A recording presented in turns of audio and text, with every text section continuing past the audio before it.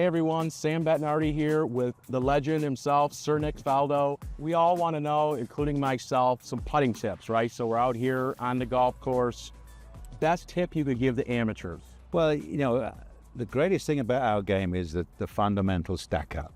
You've got to be doing a couple of things really well. And one, obviously, is alignment. How do you get your shoulders square? Because, you know, you can stand, you think you're pretty good. You can see from there, my shoulders are a bit open. You know, the putter wants to wander. You think, and then woof, and you do that, and you go, oh, I pulled it. And no, you didn't. You were on that path. So here's a really simple way. I learned this from Craig Farnsworth that, you know, you take your stance, have a little jump, and that's where you land naturally. So that's kind of supporting, really important. A lot of, you know, you've got to be solid from belt line down. You want this not really moving, just supporting you really well, okay?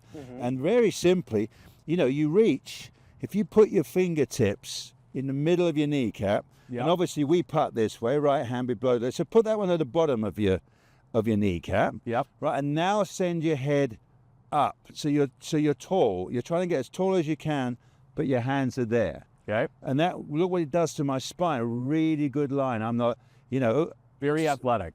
So if you set up really good, then all I'm going to move is my big muscles. And again, that's your choice. Yes. Whether they're at the front or the back of your, you know, your traps or whatever you hear people talk about, or your lats, but you want to be moving the big stuff. And that's another fun thing, to come out on the putting green and see what moves the putter head. Really important, because when you're under pressure, you don't want that moving them. I know that. I've been there. I've faced some putts that, you know, I've missed or whatever, and I thought, jeepers, your hands and arms take over. Anything can happen. But if you're really under pressure, you want, so maybe you try, I used to do right shoulder up, right shoulder down. It can be, you know, up to the sky, down to the ball. Or you might be very left-sided. You do the other way. You can go down and up. You know, you decide. Or you go left-right. You can put left down, right down. I mean, so good fun game is to really study that, what part of my body translates to that face staying absolutely square back and through.